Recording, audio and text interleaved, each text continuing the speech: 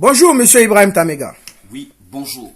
En tant qu'ancien leader du mouvement estudiantin au Mali et membre de la diaspora malienne en France, que pensez-vous de ce coup d'État au Mali? Voilà, je voudrais tout d'abord dire que je condamne avec la dernière énergie ce coup de force, ce coup d'État qui n'est autre chose à mes yeux qu'un braquage de la République du Mali, un braquage de la jeune démocratie malienne, un braquage des institutions de la République. Parce que ce qu'on a vu à la télé, nous parler de coup d'État, faire des déclarations en disant qu'ils ont mis fin au régime du président sortant démocratiquement élu, qui dissout les institutions de la République et qu'il confisque l'organisation des élections démocratiques prévues prochainement, moi je condamne, encore une fois je condamne ce coup de force qui ne peut que mettre le Mali en retard. Souvenons-nous, n'ayons pas la mémoire courte. Nous savons tous dans quelles conditions et dans quelles circonstances les Maliens et les Maliennes ont obtenu la démocratie, le multipartisme, la liberté d'expression. C'est au prix du sang, le sang d'enfants, de jeunes, de femmes, de vieux, qui ont permis l'avènement d'un processus de démocratisation de notre pays.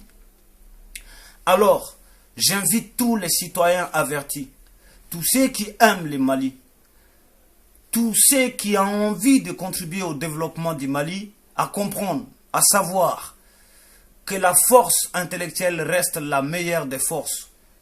Sombrer notre pays dans la violence ne serait qu'un moyen le plus simple, le plus facile pour nous mettre en retard encore une fois de plus.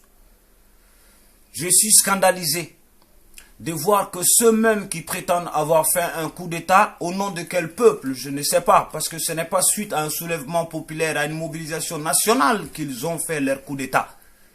Et ce sont les mêmes qui sont aujourd'hui en train de braquer des Maliens, de braquer des magasins, de braquer la douane, d'arrêter des ministres de la République, d'arrêter des présidents de formations politiques. Cela est intolérable dans un pays démocratique.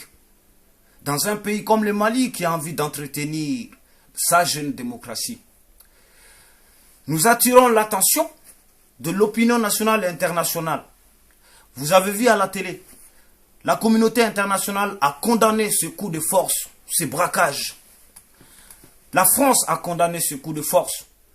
L'ONU a condamné ce coup de force. L'Union africaine a condamné ce coup de force. L'Union européenne a condamné ce coup de force. Et je salue par la même occasion le courage d'Ibrahim Boubacar Keïta Ibeka qui a condamné ce coup de force et j'espère que ce serait le cas de la part des autres responsables et leaders des formations politiques de condamner aussi à leur tour cette manière de confisquer la démocratie malienne.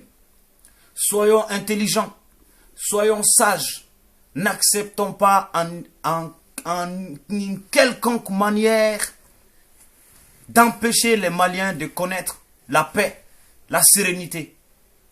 J'invite tous les compatriotes à ce que nous donnions les mains pour faire du Mali un pays de paix, ce pays modèle de démocratie dans la sous-région. Ensemble, contribuons au développement, non au coup d'État. Vive la République, vive la démocratie, vive le Mali.